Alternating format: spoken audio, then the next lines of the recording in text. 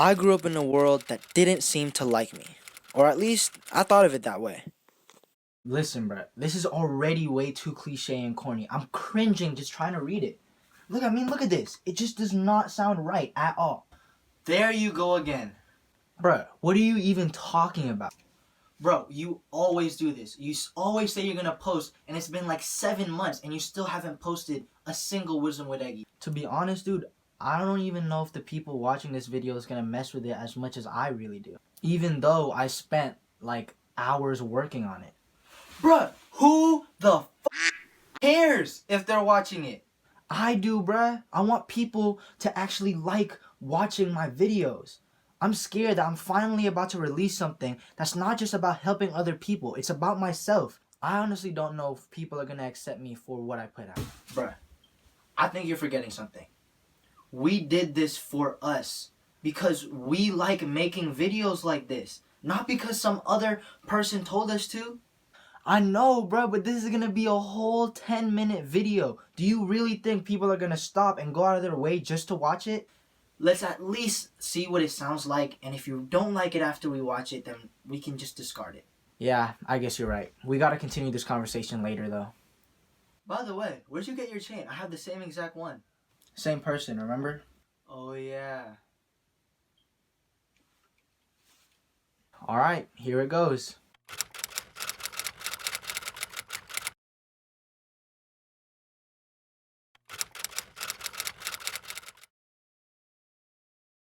Different would be a great word to describe how I was. Not necessarily the good type of different, but just different. People ask me, what's it like to be sensitive? You see, my friends weren't bad people. It was never my friends' fault. I just wasn't the correct piece in the puzzle they so perfectly made. I don't blame my friends. I needed to dial down my thoughts a little bit because thinking depressing things about life wasn't getting me anywhere. After middle school, I stopped trying to be weird and sort of matured into a more filtered and laid-back person who held back those feelings. But even then, occasionally I would have outbursts that would cause people to think of me differently and eventually stop talking to me. I know what do Snapchat with your boy with some more, eh? Ah!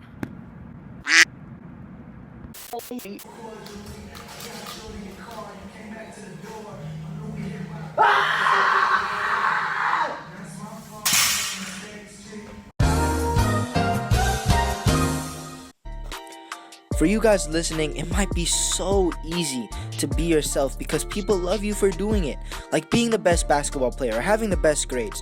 But unfortunately, not everyone vibed with my passion, not because they hated it, but because they just couldn't relate.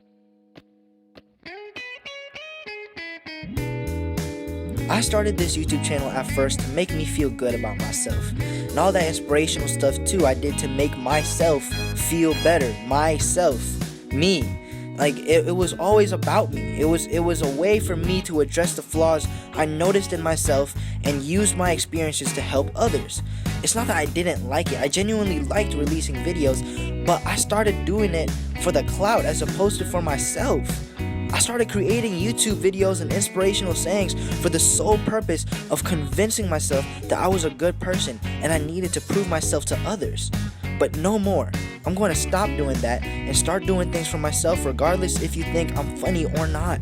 I'm still going to keep on helping people because I feel good doing it. And no more for the clout, but 500 hours still is kind of nice.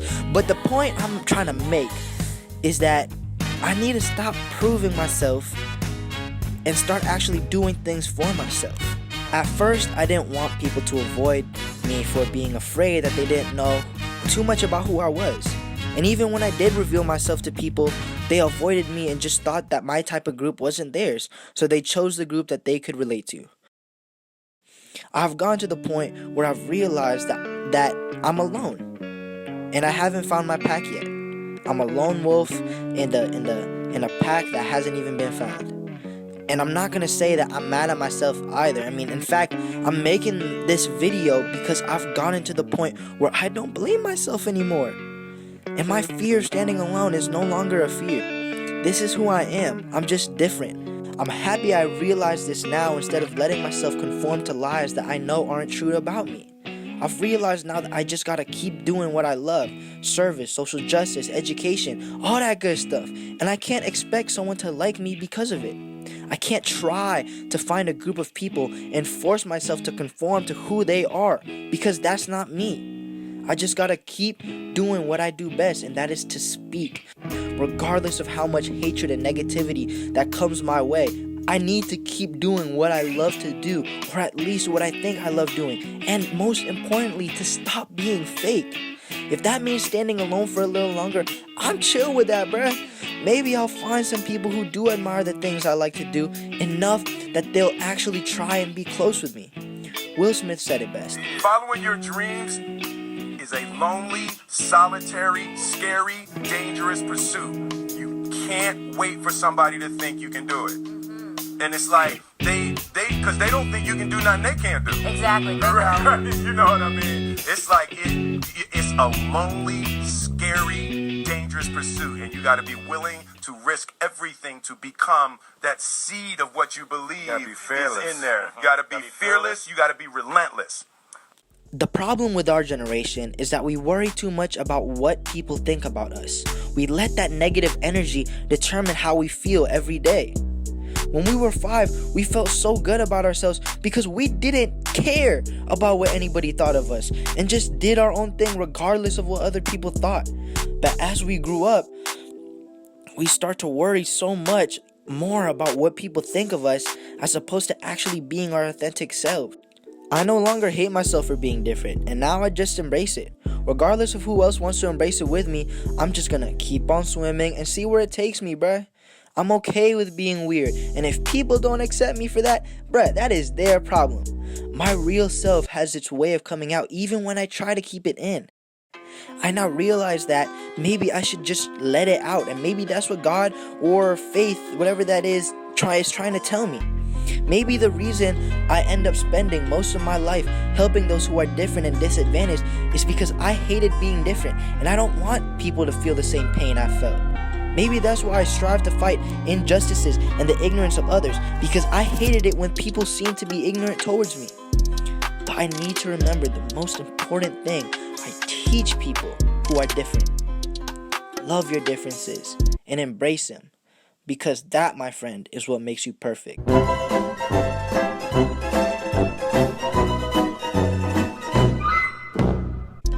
I'm perfect because I'm different, and you're perfect because of your differences too. Never limit yourself to just who you are now, because whatever you think that is, you are a lot more and can be a lot more.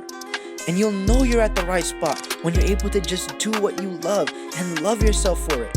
I don't care who you are, you have the potential to be one of the greatest people that's walked this earth, but you're going to have to do what you love. Martin Luther King once said, "Love is the only force capable of transforming an enemy into a friend." Your self-doubt and fear is your enemy. Love is the only way you can defeat it. I'm personally working on loving myself right now, and let me tell you, it's a process, but I can get there just like I know you can. The lesson I want for you to take from this is to do what you love and do what gives you joy, regardless of what other people think. If you are able to do what you want and learn more about yourself by doing so, then by all means, bruh, do it. And I guarantee you, you won't regret it. Once you do that, the more time you spend doing what you love to do, the clearer your life purpose will be. Kids spitting flames, changing the game. His name is Khalifa, man. From the home of the greats, where they known for the kick, the place that's still city. Damn, I got that Pittsburgh sound, and I'ma always hold Pittsburgh down. It's Khalifa, man. You can't tell by now, Pittsburgh, I'ma swell my town. It's still city. Damn. Whoa, brother, you don't know what you dealing with. Oh, so innocent, but flow so diligent. My spit game's like a fofo.